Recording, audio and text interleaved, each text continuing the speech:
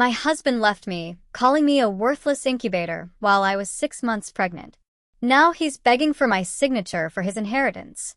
He looked me in the eye, a cold, predatory smirk twisting his lips, and said, "Which executive did you sleep with?" The words hung in the air, thick and acrid, poisoning what was supposed to be the celebration of our 10th anniversary. The entire restaurant table went silent. My parents, his parents, my sister, and his brother. My stomach clenched, a sickening knot of shame and rage. "What did you just say?" I set down my champagne glass, the delicate crystal clinking faintly against the tablecloth, and stared at Daniel, my husband. He was smirking like he'd made a clever joke instead of accusing me of sleeping my way to a promotion in front of our entire family. "Come on, we're all thinking it," he said, taking a casual sip of his wine. "You went from senior analyst to VP in 2 years. That doesn't happen unless someone's getting special treatment. I'm guessing it was Robert since he's getting divorced, and you had all those late meetings with him." My mother gasped, a sharp, choked sound of horror. "Daniel, that's a horrible thing to say." He shrugged, a dismissive gesture that set my teeth on edge. "Is it though? Let's be realistic. She's not that talented. Average college, average grades, average performance reviews until suddenly she's shooting up the ladder. Do the math." My father-in-law, James, shifted uncomfortably, a muscle twitching in his jaw. "Son, maybe this isn't the time." But Daniel was just warming up, feeding off the stunned silence. "No, this is the perfect time. Everyone's here. They should know what kind of woman she really is." He pulled out his phone, his thumb flying across the screen. "I've been tracking her promotions, and every single one happened after she spent significant alone time with male supervisors. First was Kevin in accounting. Remember him, honey? You worked on that audit together for 3 months. Then boom, promotion."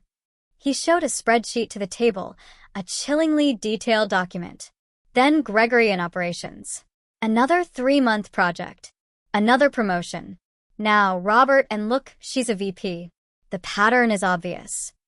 My sister, Julia, stood up, her eyes blazing. "You're disgusting." "She earned those promotions." Daniel laughed, a bitter, derisive sound. "Earned? She can barely use Excel properly. I have to help her with basic formulas. You think someone who needs help with spreadsheets becomes VP of strategic planning on merit?" He turned to his brother, Corbin. "Corbin, remember when she asked us what idol meant at that barbecue?" Corbin looked away, embarrassed. "That was 4 years ago, Daniel. People learn." Daniel snorted. "Not that much, not that fast. Unless they're learning in hotel rooms." He pulled up another document on his phone. "Look at this." Every one of her business trips coincided with Robert's travel schedule. Miami in March, Denver in May, Chicago in July. They were always at the same conferences. You think that's a coincidence? I tried to grab his phone, my fingers tingling with white-hot rage, but he pulled it away. Those were required conferences for the leadership team. Everyone went. Everyone went, but you got promoted after. Funny how that works. What happened in Miami? You came back with that new watch you said was a company gift. Companies don't give Cartier watches, honey. Guilty executives do.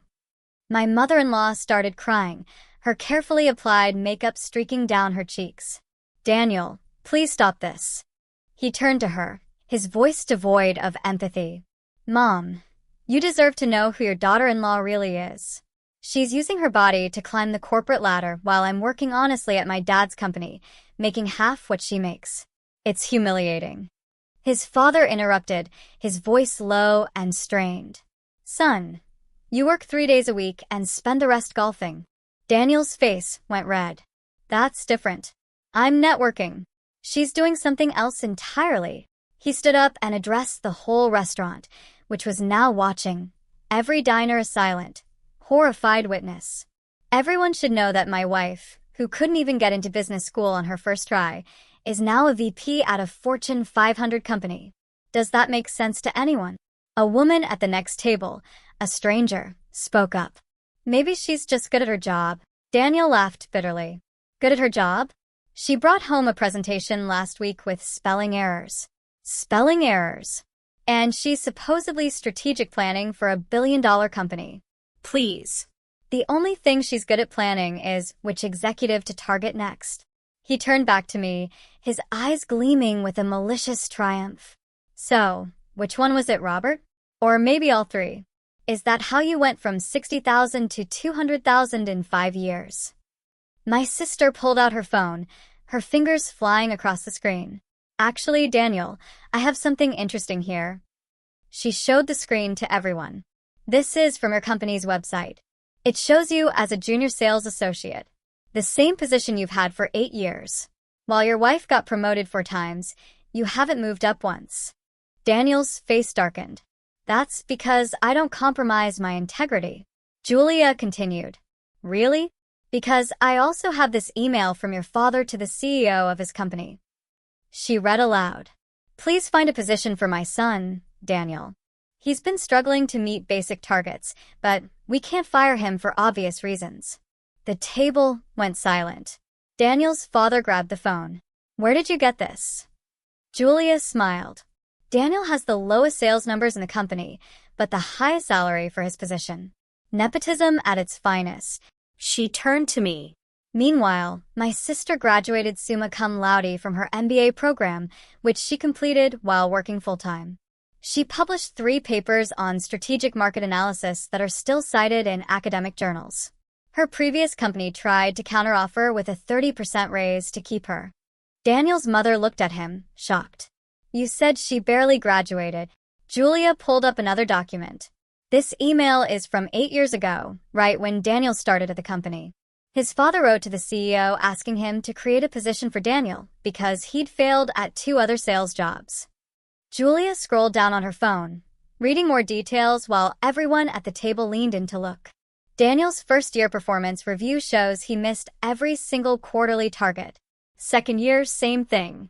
Third year, he actually lost 3 major accounts because he forgot to follow up with clients. She turned the phone toward Henrietta and James. Year 4, the regional manager recommended termination, but James overrode it. Year 5, another termination recommendation blocked again. Year 6 and 7, Daniel was moved to smaller accounts where he couldn't do as much damage, but his sales numbers stayed at the bottom of the entire department. My mother-in-law's face crumpled as she looked at her husband. James, is this true? You told me Daniel was doing well at work. James kept staring at his plate, his hands gripping the edge of the table. I thought if I gave him enough time, he'd figure it out. He's smart. He just needed the right opportunity. His voice got quieter, but he never put in the effort. He'd show up late, leave early, spend half the day on his phone. I kept thinking next quarter would be different. Next year would be different. He looked at Daniel. I've been trying to help you succeed, but you haven't wanted to work for it. Daniel shoved his chair back, so hard it fell over, the crash making people at nearby tables jump. This is garbage. You're all ganging up on me because you can't handle the truth about her. He pointed at me, his fingers shaking.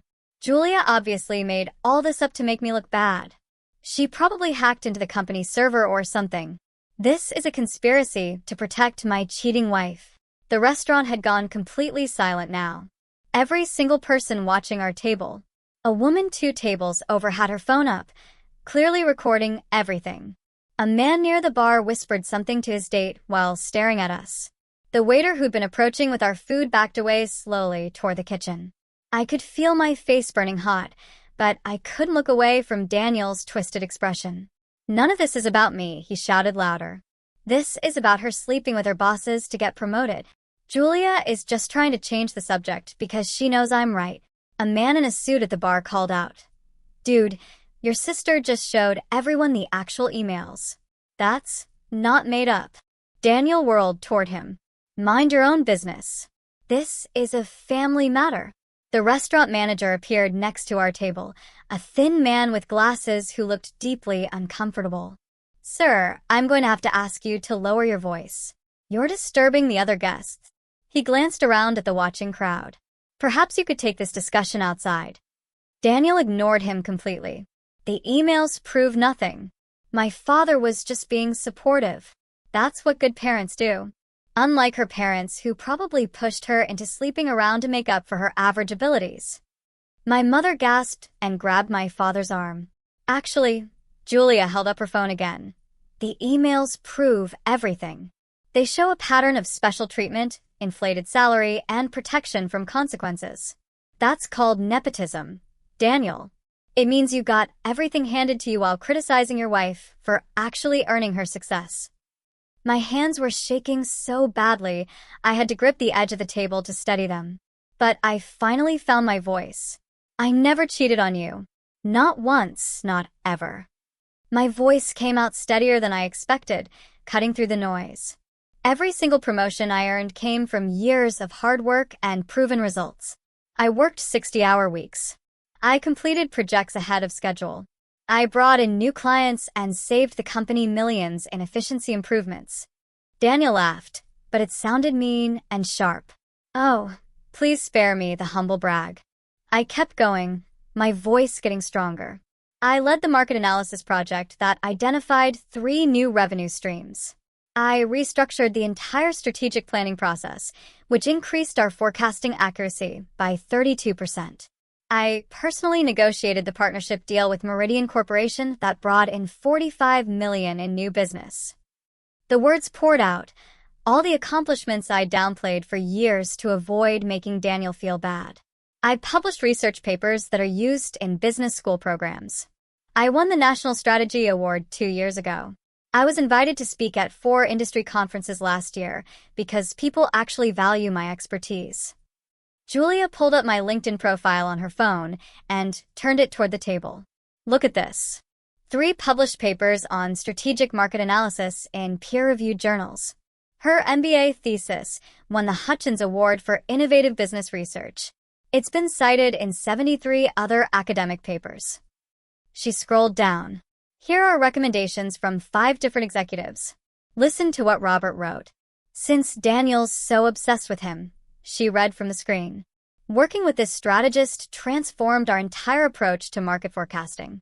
Her analytical skills are unmatched, and her ability to identify emerging trends saved our division from multiple costly mistakes. She's the most talented strategic planner I've worked with in my 20-year career. Corbin spoke up quietly from the end of the table, his voice sad.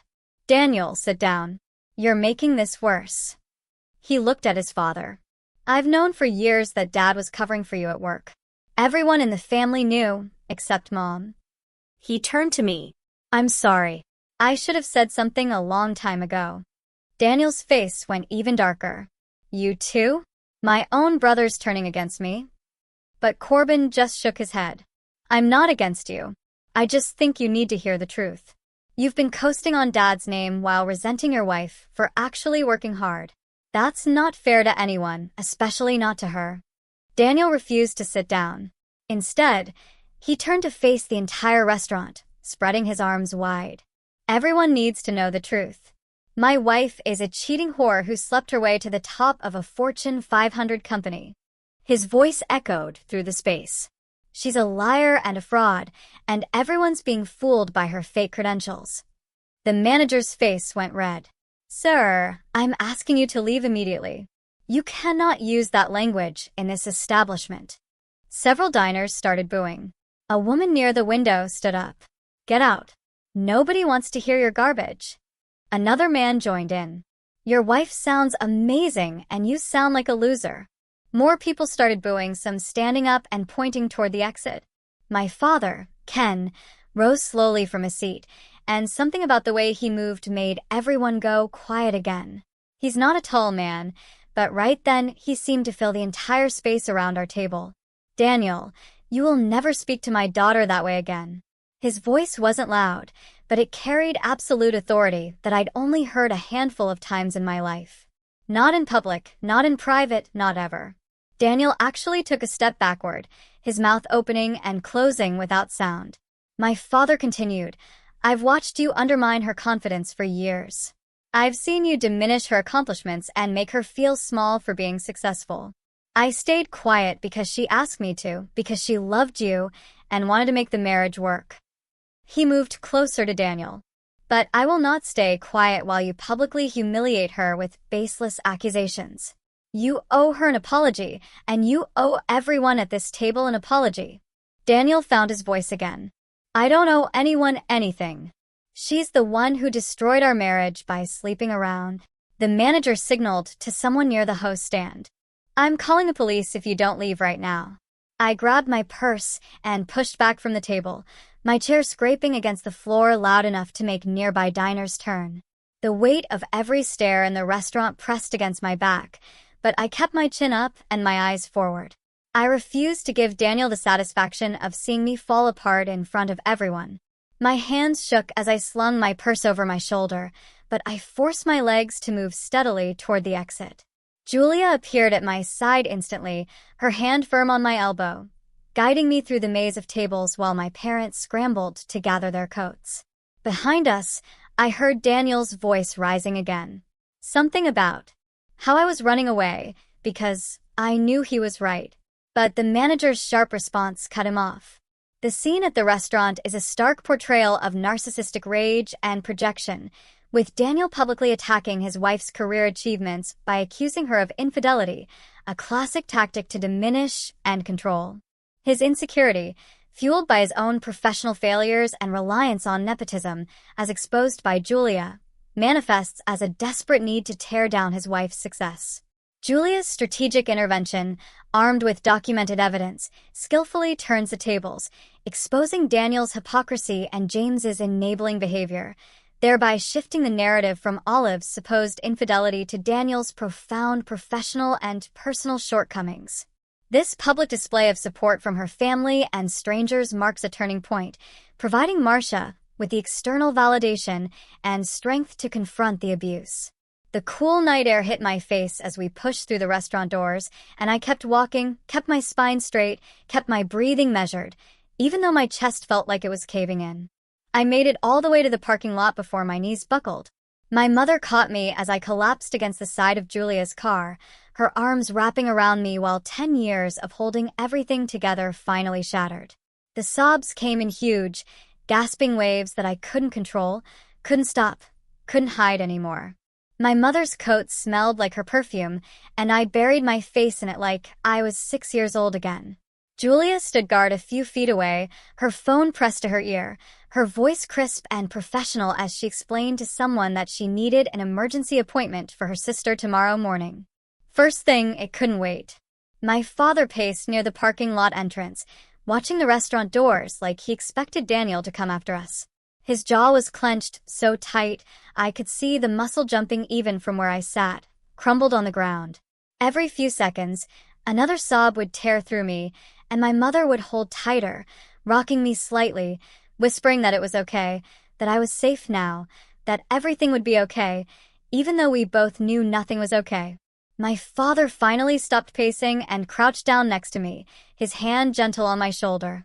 He asked where I was staying tonight because I clearly couldn't go home to Daniel, his voice careful like he was talking to someone in shock. The question cut through my crying because I realized I hadn't thought that far ahead. I'd been so focused on just getting through the anniversary dinner, on announcing my promotion, on celebrating what should have been a happy milestone. The idea of going back to our house, to our bedroom, to the life I thought I had, made my stomach twist.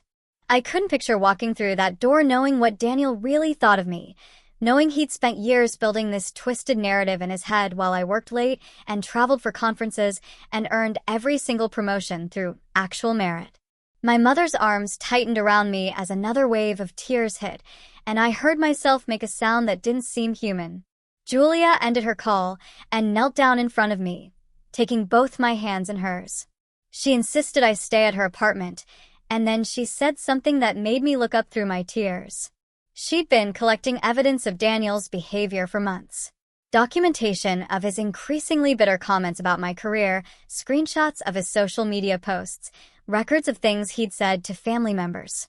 She'd suspected he might eventually do something like this based on the pattern she'd noticed. Her voice was steady and sure, and I realized my little sister had been protecting me this whole time, watching my back while I was too busy trying to save my marriage to see what was happening. She'd known before I did that Daniel wasn't just insecure. He was building towards something, and she'd been preparing for it. The thought made me cry harder, but also sparked something else. Something that felt like relief mixed with rage. Julia squeezed my hands and told me we were going to fix this. We were going to document everything. We were going to make sure Daniel couldn't hurt me anymore. We drove to my house while Daniel was still at the restaurant. Julia's car silent except for my occasional hiccuping sobs. My parents followed in their car, my father's headlights steady in the rearview mirror like a promise that I wasn't alone. The house looked exactly the same as when I'd left it 3 hours ago to get ready for our anniversary dinner. The porch light was on. The garden looked neat. The mailbox still had our names on it like we were a normal, happy couple. I used my key to unlock the front door and stepped into the entryway, feeling like a stranger in my own home.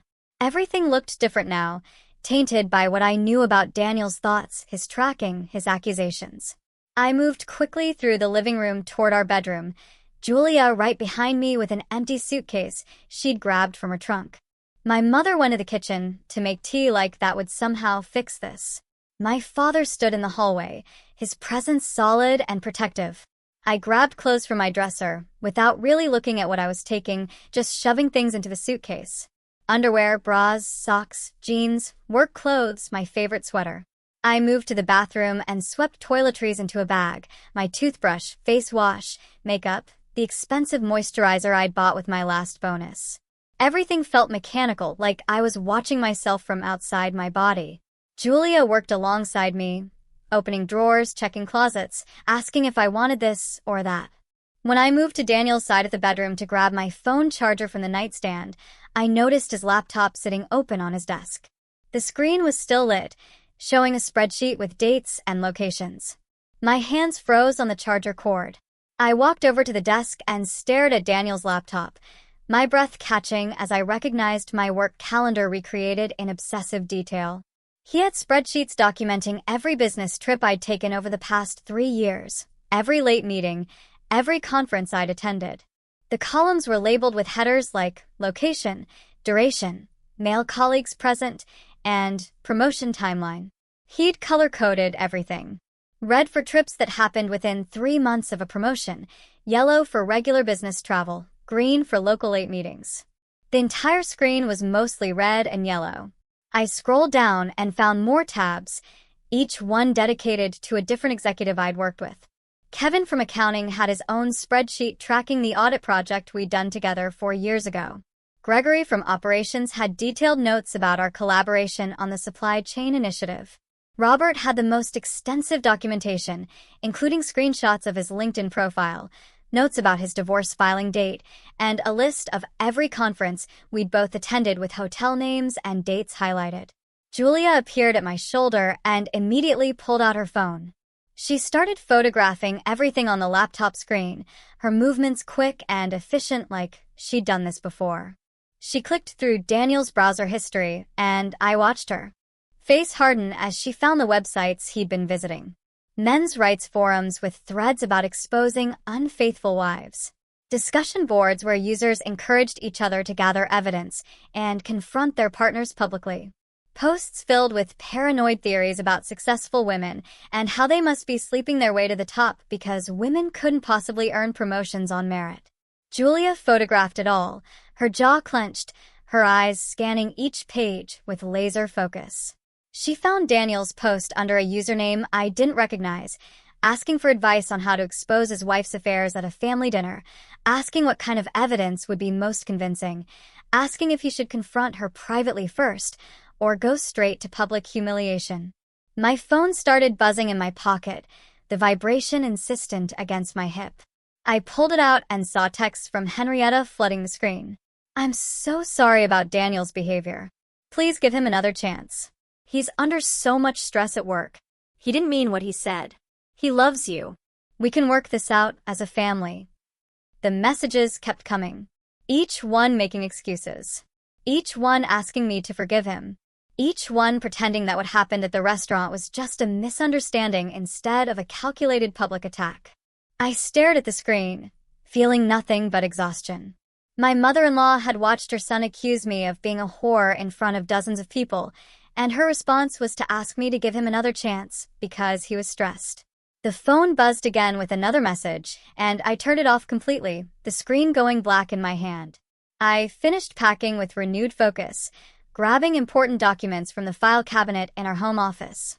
My passport, birth certificate, social security card, bank statements, investment account information, copies of my employment contract, and promotion letters. Julia reminded me to take anything with sentimental value because I might not want to come back here.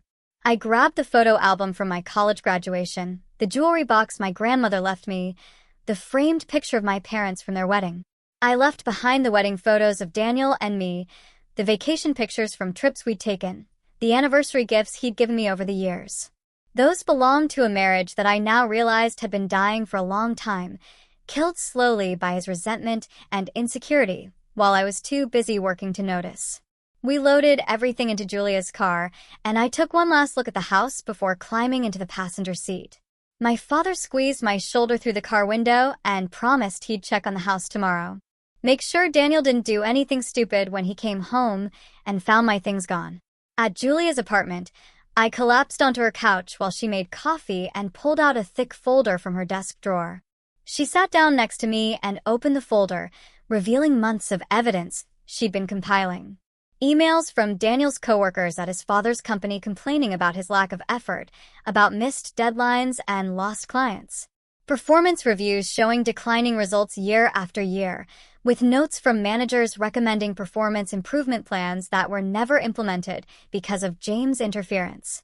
Records of client complaints Daniel had mishandled, including one major account that had threatened to leave because Daniel never returned their calls or followed up on their requests. Julia had screenshots of Daniel's social media posts from the past 2 years, a timeline of his increasingly bitter comments about successful women, about affirmative action, about how the corporate world was rigged against men. She documented every snide remark he'd made at family gatherings about my career, every time he'd diminished my accomplishments or suggested I'd gotten lucky instead of earned my success. The evidence was overwhelming and damning, and I realized my sister had been watching this train wreck unfold while trying to protect me, gathering ammunition for a fight she knew was coming, even when I was still pretending everything was fine. I slept better at Julia's apartment than I had in months, maybe years. Sunday morning, she made coffee, and we sat at her kitchen table planning the next steps. She'd already emailed the attorney to confirm my appointment for Monday at 9 o'clock. I spent the day organizing documents, printing bank statements, pulling together tax returns from the past 5 years. Every piece of paper felt like armor I was building against whatever Daniel might try next. My phone buzzed constantly with messages from Henrietta begging me to reconsider, from Daniel's number that I'd already blocked, from my mother checking if I needed anything. I turned the phone face down and focused on the spreadsheets Julia helped me create showing our joint assets, my individual retirement accounts, the investment portfolio I'd built from my bonuses. This sequence of discovering Daniel's meticulously tracked spreadsheets and online forum activity reveals a chilling depth to his paranoid and misogynistic behavior. This is not merely insecurity. It borders on obsessive delusion, fueled by online echo chambers that confirm his biased views about successful women. Julia's foresight in meticulously documenting his behavior and the family's enabling of him demonstrates remarkable protective instinct and strategic intelligence, effectively turning Daniel's own weapons against him. The discovery that Daniel systematically plotted his public attack underscores the calculated nature of his abuse, moving it beyond a moment of drunken anger to a deliberate act of character assassination. Monday morning arrived cold and gray. I dressed in my best suit, the navy one I wore for important presentations, and Julia drove me downtown to the law offices. The building was all glass and steel, the kind of place that charged by the minute. I sat in the waiting room, flipping through a magazine without seeing any of the words until the receptionist called my name. The attorney's office was smaller than I expected, lined with law books and framed degrees. She stood up when I entered, a woman maybe 10 years older than me with short gray hair and sharp eyes behind black-rimmed glasses. She shook my hand firmly and gestured to the leather chair across from her desk.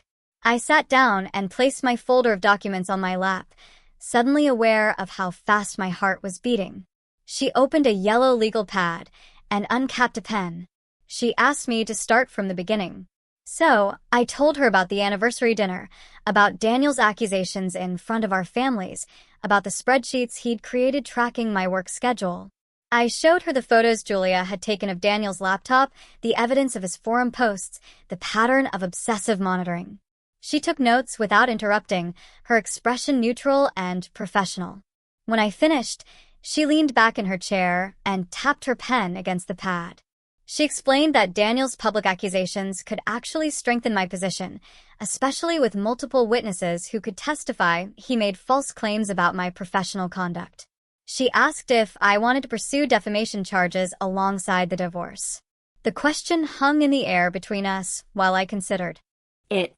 Part of me wanted to make Daniel pay for humiliating me, for trying to destroy my reputation with lies, but a bigger part just wanted to be free of him as quickly as possible. I shook my head and told her I just wanted a clean divorce, wanted to protect my career and move forward with my life. She nodded like she'd expected that answer and made another note on her pad. She asked about our financial situation, and I handed over the folder I'd prepared. She flipped through the bank statements and investment records, pausing occasionally to ask questions about specific accounts or transactions. She warned me that Daniel might try to drain joint accounts out of spite, and I felt my stomach drop. I hadn't even thought of that possibility. She pulled out her phone and called her assistant, instructing them to prepare emergency paperwork to freeze our joint accounts until the divorce was finalized. She asked about my income compared to Daniel's, and I gave her the numbers: $200,000 versus his $90,000 from his father's company. She raised her eyebrows slightly, but didn't comment, just wrote it down. She asked about our house, our cars, any major debts or loans. I answered each question while she filled pages of the legal pad with notes and figures. The weekend passed in a blur of paperwork and planning. Monday morning, I woke up at Julia's apartment with my stomach in knots. I got ready for work slowly, changing my outfit 3 times before settling on a simple black dress and blazer. Professional, but not trying too hard. I drove to the office, dreading every minute, imagining whispers in the hallways, people staring at me in meetings. My assistant greeted me normally when I arrived, which felt like a small mercy. I'd barely set down my bag when she told me Dale wanted to see me right away. My heart sank. I walked to his office on the executive floor, feeling like I might throw up, convinced Daniel's accusations had already poisoned my reputation. I knocked on his door, and he called for me to enter. I stepped inside, and he looked up from his computer with an expression I couldn't read. He gestured for me to sit and closed his laptop. He said Alex from HR had contacted him over the weekend after hearing about the restaurant incident from a board member who'd been dining there. I felt my face go hot with embarrassment, but he held up a hand. He said the company wanted to offer me support and protect their investment in my career. The words took a moment to register. Support, not discipline or investigation. He explained that the executive team took reputation attacks seriously, especially false accusations about professional misconduct. He asked if I was okay, and if there was anything I needed. I nodded, not trusting my voice yet. He said Alex wanted to meet with me that afternoon, if I was available. I managed to say yes, and he smiled. Told me to take whatever time I needed to handle my personal situation. Alex's office was on the 3rd floor, decorated with plants and family photos that made it feel less corporate than most HR spaces. She closed the door behind me and offered coffee, which I accepted just to have something to do with my hands.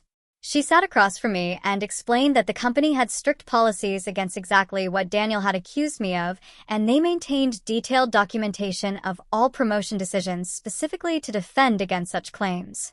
She asked if I wanted to file a formal complaint about his defamatory statements. I hesitated, still processing that my company was protecting me instead of investigating me.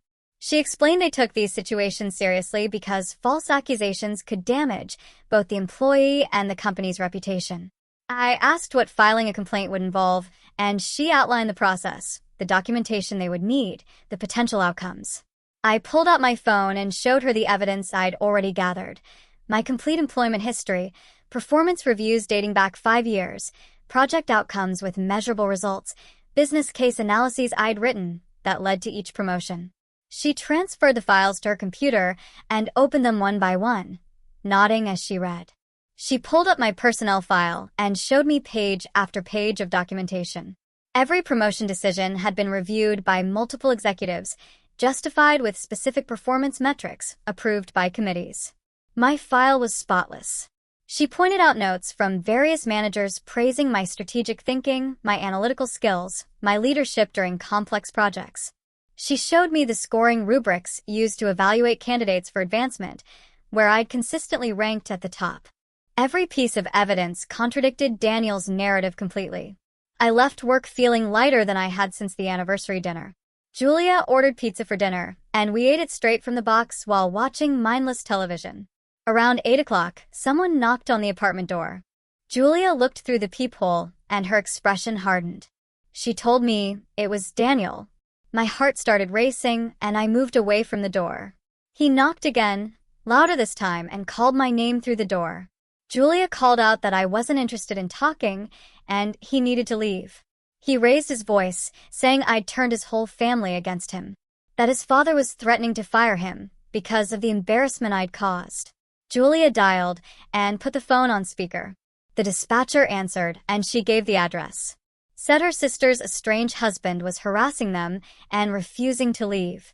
Daniel must have heard because the knocking stopped. I heard his footsteps retreating down the hallway and then silence. Julia called the police, and I heard Daniel's footsteps fade down the hallway. After the dispatcher confirmed officers were on their way, we waited in silence until they knocked 20 minutes later. 2 officers took our statement about the harassment and documented everything, including the threatening text Daniel had been sending since the anniversary dinner. They said they'd file a report and warned that if he returned, we should call immediately. I barely slept that night, jumping at every small noise from the hallway. The next morning, I contacted Rachel and told her about Daniel showing up at Julia's apartment. She asked me to forward all the threatening messages and said we needed to start building a case for a restraining order if this behavior continued. She also mentioned the divorce papers would be ready by Friday and asked where we should serve them. I suggested his office, since he worked at his father's company and there would be witnesses. Rachel agreed and said she'd arranged for a process server to deliver them during business hours when James would likely be present. My mother called around noon to check on me. She sounded worried and said Henrietta had been calling her repeatedly trying to arrange some kind of meeting between Daniel and me. My mother told her absolutely not, and that Daniel needed serious professional help for his paranoid behavior. She said Henrietta kept making excuses about stress and pressure, but my mother shut that down immediately. She told Henrietta that Daniel's public accusations were unforgivable and that no amount of stress justified what he did at the restaurant. I thanked her for standing up for me, and we talked for almost an hour about next steps. She offered to help me find an apartment and said my father wanted to come over that weekend to make sure I had everything I needed. Over the next few days, I worked from Julia's apartment, setting up my laptop at her kitchen table and diving into a major strategy project for a potential company acquisition. My team scheduled video calls and never once mentioned the restaurant incident, though I knew they'd all heard about it by now. They were professional and supportive, focusing entirely on the work and treating me exactly the same as before.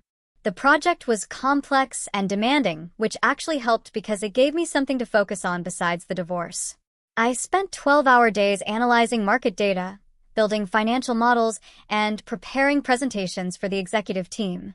Dale sent me an encouraging email midweek saying my preliminary analysis was excellent and that the CEO was impressed with my initial findings. Friday afternoon, Rachel called to say the divorce papers had been served. The process server found Daniel at his office and handed him the documents while James was standing right there in the lobby. She said Daniel's face went white when he saw what they were, and that James took him into a private office immediately after. About 2 hours later, James called me directly. His voice was quiet, and he apologized for his son's behavior at the restaurant and everything that followed. He said he'd been enabling Daniel for too long and that the public accusations were inexcusable. He promised he wouldn't interfere with fair asset division and said he'd already spoken to his own lawyer about staying neutral during the divorce proceedings. I thanked him for calling and told him I appreciated his honesty. He sighed and said he hoped Daniel would get help, but that he couldn't protect him from the consequences of his actions anymore. Daniel's response came Monday morning in the form of a legal counterclaim that Rachel forwarded to me. His lawyer had filed allegations of adultery and was demanding I forfeit my share of marital assets as the guilty party in the marriage breakdown.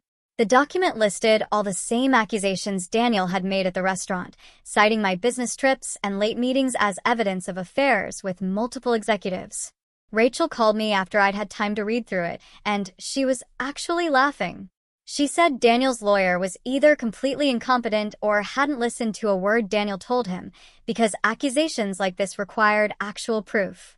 She explained that Daniel had zero evidence because nothing had happened, and that filing baseless adultery claims could actually backfire on him during settlement negotiations.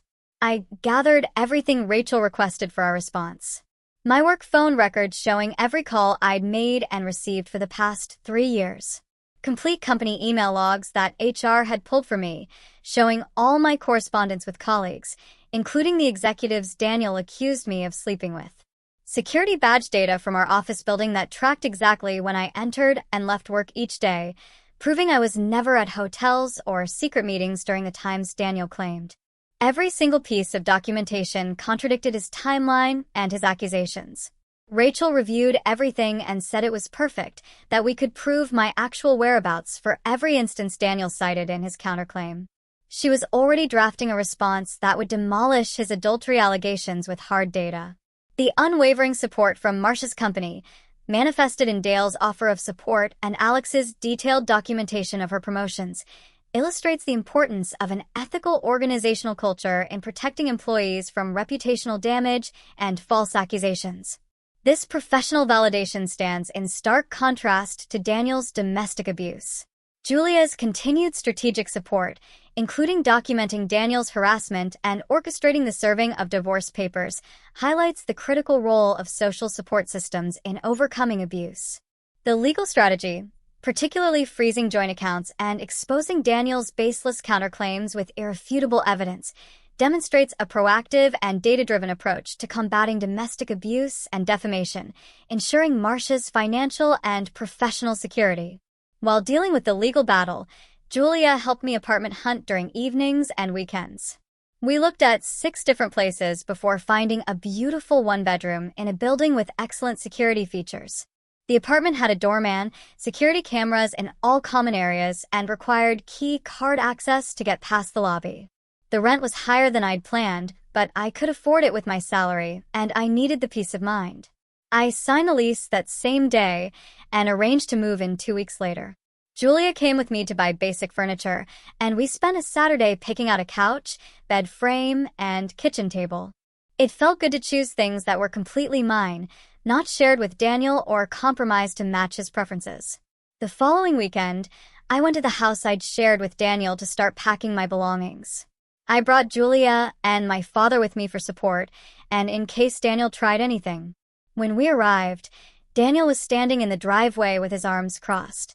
He said I wasn't taking anything because everything in the house belonged to him. My father told him to move aside, but Daniel blocked the front door. I pulled out my phone to call Rachel, and she conference called Daniel's lawyer right there on the spot. Within 15 minutes, she had a judge on the line who issued a temporary order allowing me to retrieve my personal property and half of all jointly purchased items.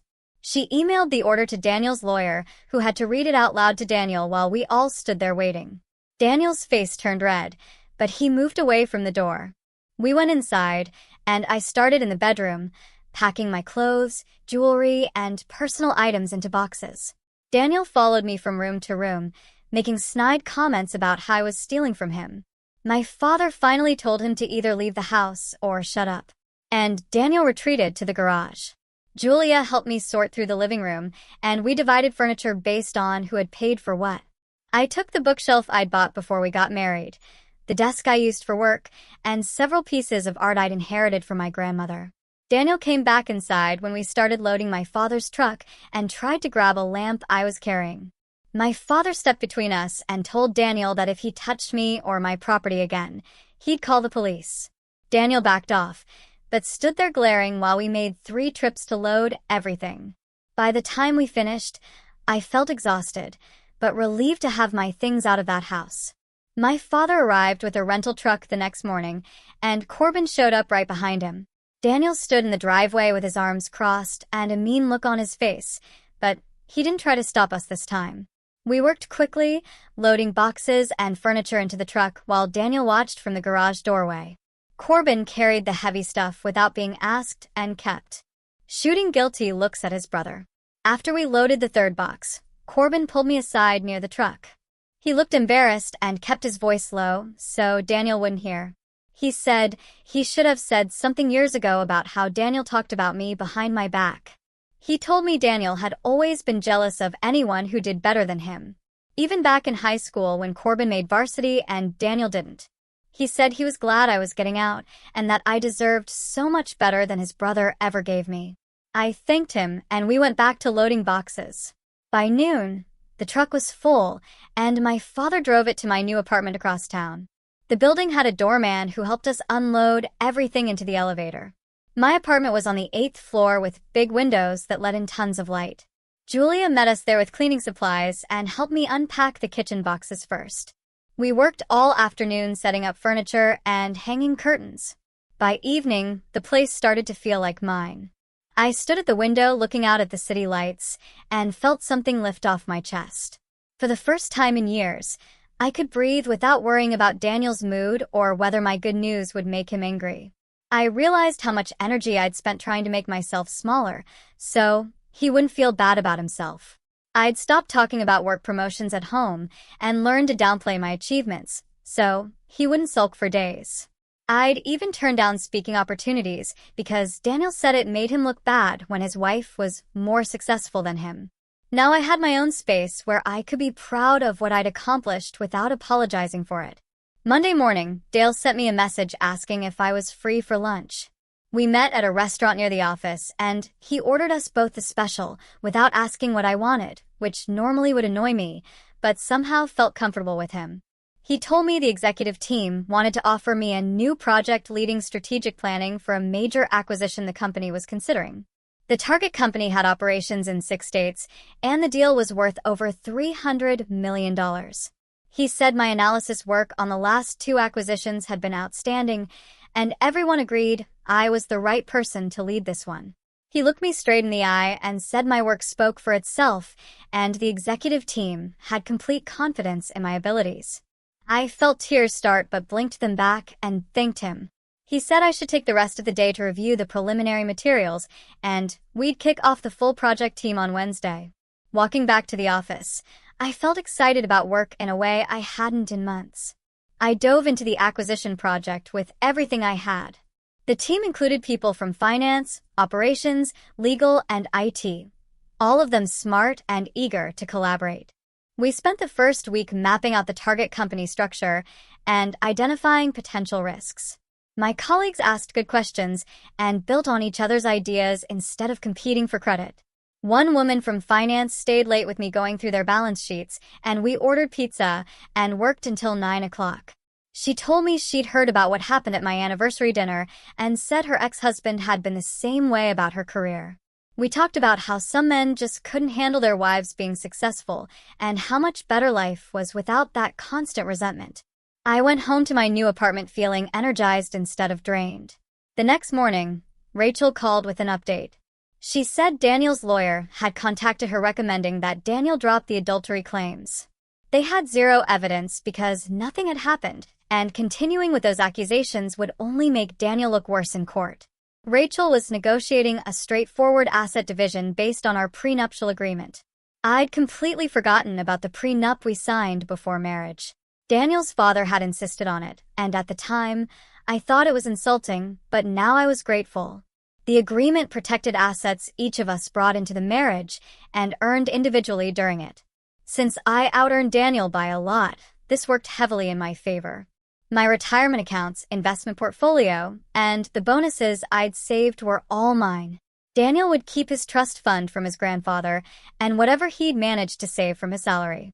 Rachel said she was pushing for a quick settlement and thought we could have everything finalized within 3 months. 2 weeks later, She called again. Daniel had agreed to mediation after his lawyer explained that going to trial would only expose his baseless accusations and public court records and likely result in him paying my legal fees on top of his own. We scheduled the mediation for the following Tuesday at Rachel's office. The day arrived and I dressed in my best suit, the navy one I wore for board presentations. Daniel showed up in jeans and a wrinkled shirt, looking like he hadn't slept in days. We sat on opposite sides of a long conference table with our lawyers between us. Daniel wouldn't look at me the entire time. His lawyer did most of the talking while Rachel laid out our proposed asset division. We went through everything methodically. Daniel would keep the house, but assume the full mortgage payment. I would take my retirement accounts, my investment portfolio, and the car I'd bought with my bonus money. We'd split the joint savings account 50-50ths. Daniel's lawyer argued about the car, but Rachel pulled out the purchase receipt, showing I'd paid for it entirely with funds from my individual account. After 4 hours, we had everything worked out. Daniel signed the papers without saying a word to me. His hand shook a little when he wrote his name, and for a second, I almost felt sorry for him. Then I remembered him standing in that restaurant, calling me names in front of everyone we knew, and the feeling passed. 3 months after the anniversary dinner that destroyed my marriage, the divorce was finalized. The judge signed the papers on a Thursday morning, and Rachel messaged me a photo of the final decree. I was in a project meeting when I got it, and had to excuse myself to the bathroom. I looked at myself in the mirror, and felt relief wash over me like cool water. I was free to focus on my career, without someone resenting every achievement. Free to be proud of my work, without downplaying it. Free to build a life without Daniel's constant bitterness weighing me down. I went back to the meeting and jumped into the discussion about market projections with renewed energy. My career was mine again, and I was ready to see how far I could go. The period following the initial confrontation marks Marsha's rapid and multifaceted recovery and empowerment. The immediate and strong support from her company, particularly Dale's and Alex, demonstrates the value of an ethical organizational culture that actively protects its high-performing employees from defamation and workplace harassment. The strategic legal moves, culminating in the mediation, showcase the effectiveness of a data-driven approach to conflict resolution, leveraging irrefutable evidence to dismantle Daniel's baseless claims. The realization that the prenup, once a source of irritation, now served as a powerful tool for financial independence, highlights the concept of unforeseen benefits derived from past decisions. This entire sequence is a testament to Marsha's resilience and her ability to reclaim her narrative and career from the shadow of an abusive relationship. The acquisition project launched 3 months after the divorce was final. I stood in the main conference room, watching my team present our findings to the board of directors. We'd spent 9 months analyzing market data, running financial models, and building relationships with the target company's leadership. The CEO sat at the head of the table taking notes while we walked through each slide. My hand stayed steady on the presentation remote. Even though this was the biggest project of my career, the target company was a tech firm with strong patents but weak market presence. Our analysis showed we could integrate their technology into our existing products and triple their revenue within 2 years. When we finished presenting, the CEO asked 3 pointed questions about integration costs. I answered each one with specific numbers from our detailed projections. The board voted to approve the acquisition right there in the room. The CEO shook my hand afterward and told me this was exactly the kind of strategic thinking the company needed. 2 weeks later, at the quarterly all-hands meeting, he called me up to the stage in front of 800 employees. He thanked me by name for leading the acquisition project and announced that the deal had already started generating new client interest. My bonus hit my bank account the next day. It was more money than Daniel made in a year at his father's company. Julia picked me up that Friday afternoon in her car packed with overnight bags. We drove north toward Napa Valley with the windows down and music playing. She'd booked us a weekend at a bed and breakfast surrounded by vineyards. We stopped at the first winery an hour before sunset and sat on their patio overlooking rows of grapevines. Julia raised her glass of Chardonnay and clinked it against mine. The divorce papers had been signed for 6 weeks now. I owned my own apartment, had my own bank accounts, and answered to nobody about my schedule or my success. Julia started laughing first. She reminded me how Daniel's accusations at that anniversary dinner had backfired so completely. His paranoid spreadsheets and tracked calendar became evidence of his obsessive behavior instead of proof of my wrongdoing. All his claims about my incompetence got documented and disproven by HR. His public meltdown got witnessed by dozens of people who could testify to his instability. I laughed, too, realizing that Daniel's attempt to destroy my reputation had actually forced me to document my achievements more thoroughly than I ever would have otherwise. Every promotion now had a paper trail showing exactly why I earned it. Every project had measurable results proving my contributions. Every accusation had been investigated and cleared. Julia ordered another bottle of wine, and we spent the evening talking about everything except Daniel. We made plans to visit Italy next spring. We talked about her dating life and her plans to apply for a promotion at her own company. The sunset turned the vineyard gold and then purple. For the first time in years, I felt completely relaxed. I started dating 2 months after the divorce was final. A friend from work introduced me to someone she knew from business school. We met for coffee on a Saturday morning and talked for 3 hours. He worked in venture capital and traveled constantly for his job. When I mentioned my recent promotion, he asked detailed questions about the acquisition strategy and seemed genuinely interested in the answers. We went to dinner the following week. He picked a restaurant I'd been wanting to try and didn't flinch when I ordered an expensive bottle of wine. Over the next few months, I went on dates with different men I met through friends and professional events. Some led to second dates, and some didn't. The difference from dating Daniel was striking. These men had their own successful careers and their own ambitions. They didn't feel threatened when I talked about my work. They didn't make jokes about my intelligence or suggest I'd gotten ahead through anything except merit. One guy I dated for 6 weeks was a patent attorney who regularly worked 80-hour weeks. He understood demanding careers and never questioned why I had evening meetings or weekend work sessions. Another man I saw for a while ran his own consulting firm and actually asked for my advice on a market analysis project he was struggling with. Dating felt easy and fun instead of like walking through a minefield of Daniel's insecurities. My phone buzzed one Tuesday morning with a text from a number I didn't recognize. The message said it was Henrietta and asked if we could talk. I stared at the screen for a full minute before responding. She called 5 minutes later. Her voice sounded tired and older than I remembered. She apologized for what happened at the anniversary dinner and for the months afterward when she tried to defend Daniel's behavior. She admitted that she and James had been enabling their son for years, always making excuses for his failures and blaming other people for his problems. They'd finally accepted that Daniel needed professional help. James had given Daniel an ultimatum at work: either start attending therapy twice a week and show real improvement or lose his position at the company. Daniel had chosen therapy after his father made it clear the decision was final. Henrietta said the therapist had helped them see how their constant protection had prevented Daniel from developing any resilience or self-awareness. She wasn't making excuses for what he'd done to me. She just wanted me to know that they were trying to help him become a better person, even if it was years too late. I thanked her for calling and told her I appreciated the apology. We agreed to meet for coffee the following week. The coffee shop Henrietta suggested was halfway between our neighborhoods.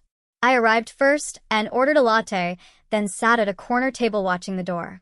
She walked in looking smaller than I remembered, her shoulders slightly hunched. We hugged briefly and awkwardly.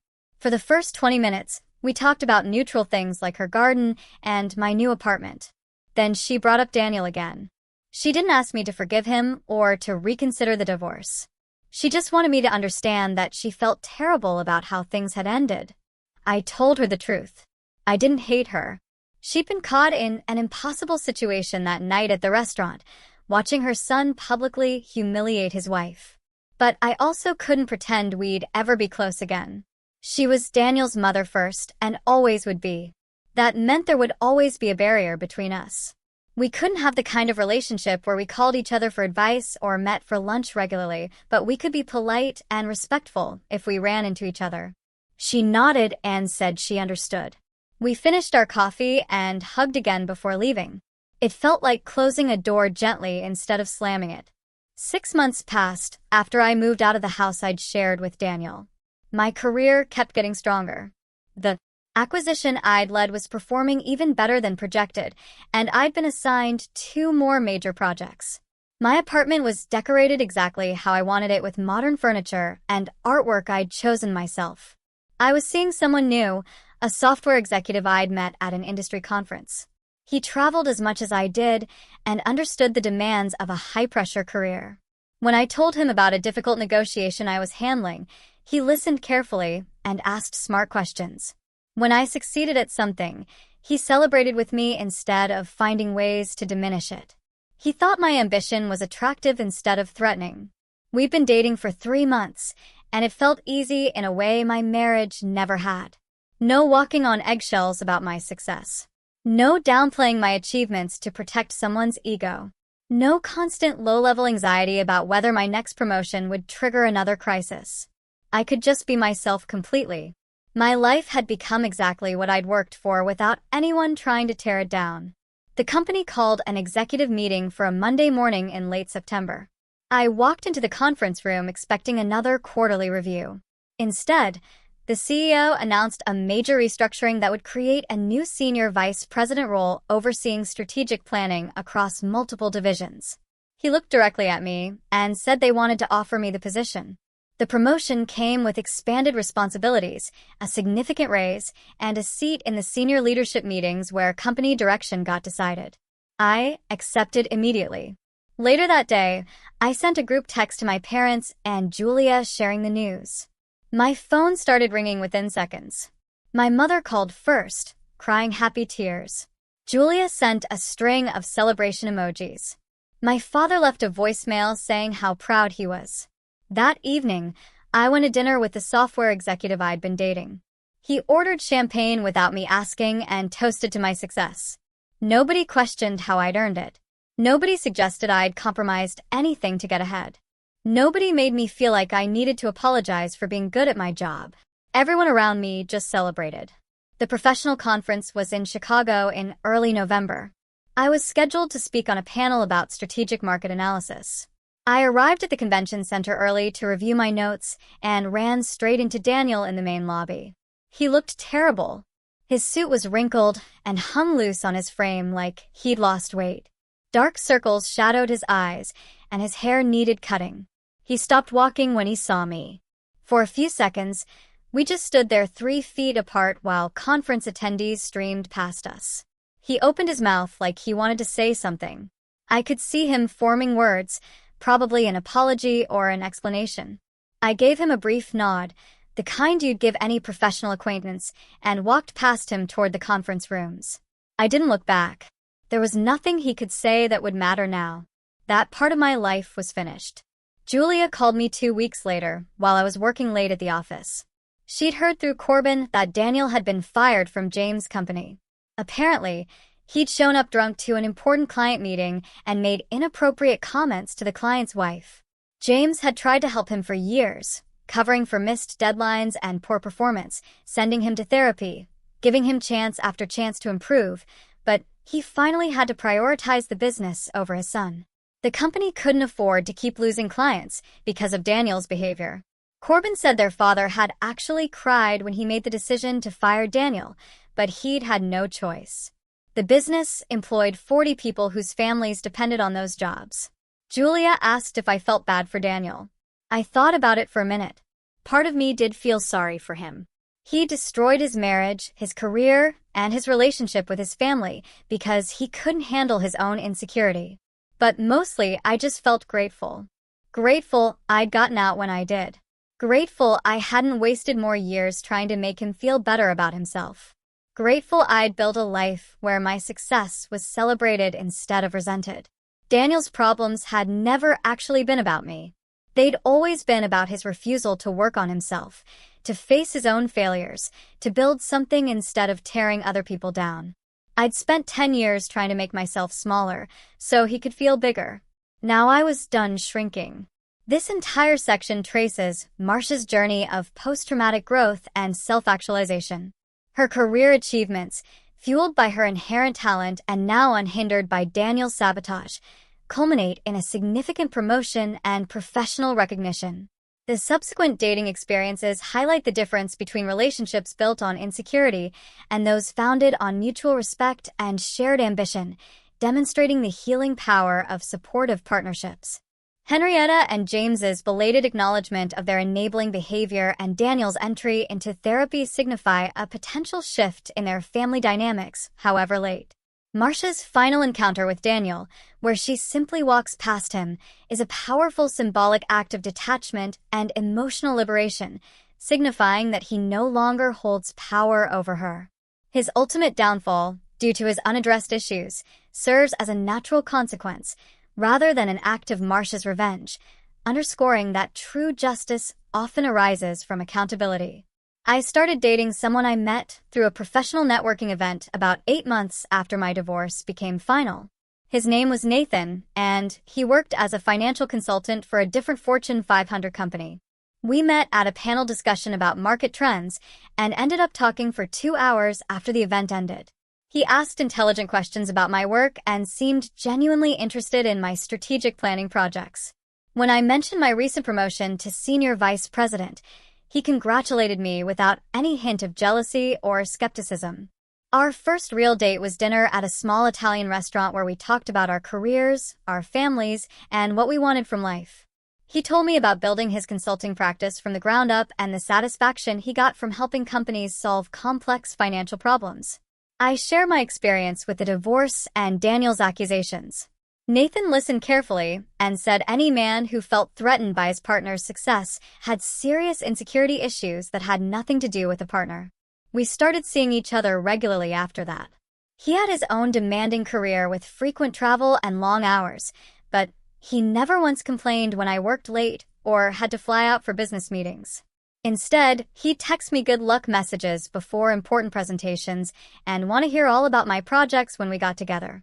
He celebrated my wins like they were his own and offered thoughtful advice when I faced challenges at work. We were equals in every possible way. Both ambitious, both driven, both respectful of each other's professional commitments. The difference between being with Nathan and being with Daniel was like night and day. With Daniel, I'd always felt like I needed to downplay my achievements to protect his ego. With Nathan, I could be completely myself without apology. About a year after the divorce finalized, I received an email from the organizers of a major industry conference asking if I'd be interested in speaking on a panel about women in leadership.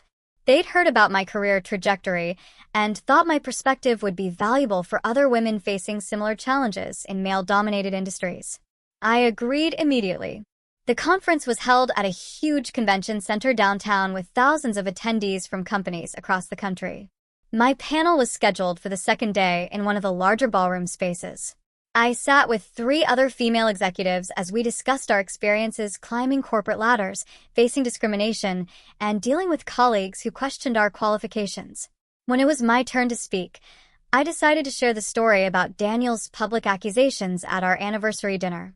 I explained how my own husband had accused me of sleeping my way to the top in front of both our families and a restaurant full of strangers. I described the humiliation of having my professional accomplishments reduced to sexual favors and the pain of realizing the person who should have been my biggest supporter was actually my harshest critic. Then I talked about how I'd fought back with evidence, documentation, and the truth. I shared how my sister had prepared proof of my actual achievements and exposed Daniel's nepotism and poor performance. I explained the divorce process and how I'd emerged stronger and more confident than ever before. The response was overwhelming. The audience gave me a standing ovation that lasted almost a minute. After the panel ended, women lined up to talk to me. Some were crying as they shared their own stories about partners who resented their success or undermined their confidence. One woman told me her husband had sabotaged a major presentation by hiding her notes the night before. Another described how her boyfriend constantly made jokes about her being the breadwinner until she finally left him. A younger woman in her 20s said her fiancé had just called off their wedding because she'd gotten promoted to manager and he felt emasculated working for someone who reported to her department. I listened to each story and realized my experience wasn't unique at all. So many talented, accomplished women were dealing with insecure partners who saw their success as a threat instead of something to celebrate. I exchanged contact information with several of them and promised to stay in touch. The conference organizers asked if I'd be willing to speak at future events and maybe even develop a workshop specifically focused on recognizing and addressing toxic relationship patterns that hold women back professionally. Now, sitting in my apartment on a quiet Sunday morning with Nathan making breakfast in the kitchen, I felt genuinely happy in ways I never experienced with Daniel. My career kept growing with new opportunities and challenges that excited me.